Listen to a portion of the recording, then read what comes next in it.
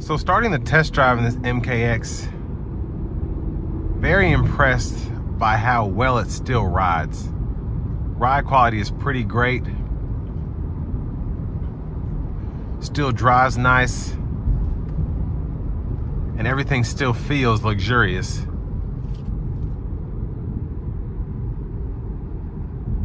But I'm also just impressed by the 3.7 still holding up. Now, of course, this was the Lincoln equivalent to the Ford Edge. So both of those vehicles had that 3.7 liter V6, the 6-speed automatic.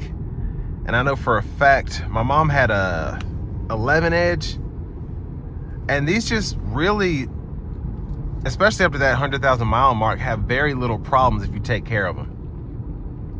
So keep the oil change in them, so on and so forth. The 6-speed is gonna drive pretty much the same as it did new, and then the V6 is pretty much gonna be just as potent as it was new. Again, keeping up with the maintenance and all that. But just didn't hear that many problems out of them to around this point. Now, I don't know, I've seen a few that have 170, 180,000 miles on them that need this and that, but I don't really remember them needing engines or transmissions.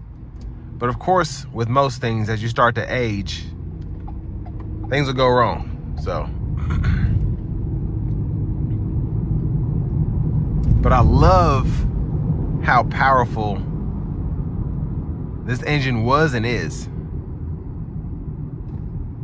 And I started going to, I think, the 3.5, and then maybe the 2-liter turbo, and then the 2.3, and it's, Ford has so many powertrain options now, it's crazy. But the 3.7 was just a sturdy workhorse for the most part. If you just wanted to drive around, you're getting 19 miles per gallon, city, like 24, 25 highway, something like that. And around that time, everybody thought that was great.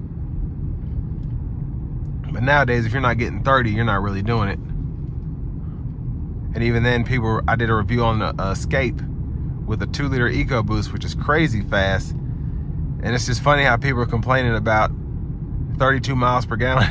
And I'm like, 10, 15 years ago, we were only getting 10, 12. So, but this was just a good first step in that direction of having a vehicle that was 2 rows, somewhat roomy, and you weren't driving a minivan.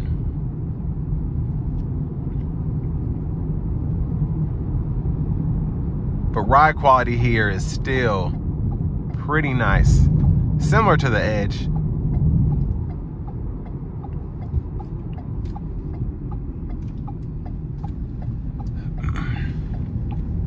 But I mean, the interior for the most part seems to have held up, other than that spot I showed you all earlier on the side of the seat bottom, where it looks like rubbing around in the jeans too much kind of messed that up.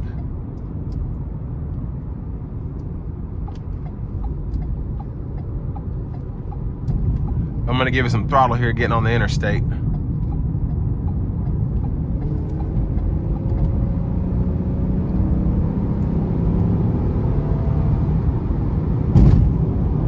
So again, I didn't put my foot all the way down, but still pretty powerful. Gonna turn the cruise on. Now, one issue that I had with these cars, and it wasn't really an issue, but you had to get used to it, was the blinker. So you turn the blinker on, you have to pull it all the way up, and then to turn it off, you have to hit like a sweet spot without going all the way down and then putting the left blinker on.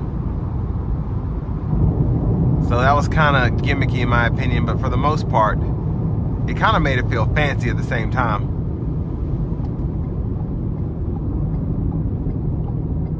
But still, this one in particular has held up nicely, from the powertrain, everything running good, to the radio still working. Still in your face sound system, pretty loud. So I like that, even though I don't think this is the THX system that was available. So still sounds good.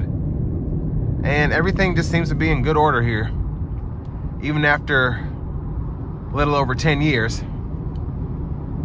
So with that being said, this will bring me to the end of my review of this 2011 Lincoln MKX with all-wheel drive.